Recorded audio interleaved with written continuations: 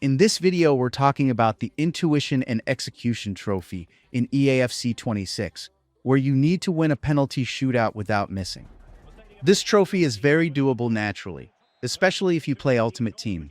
But if you want to rush it, a fast way to get it is by playing a 3-minute kickoff match on beginner difficulty. Once the match starts, if you stand still with the ball, the opponents won't try to take it from you, so you can simply wait until the 90 minutes are over.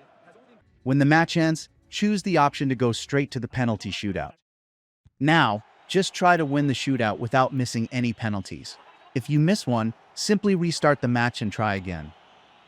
And that's it. Congratulations! If this video has helped you, please remember to leave a like and subscribe. Your support truly means a lot to the channel, and I appreciate it greatly. Thank you very much for watching, and I'll see you in the next video.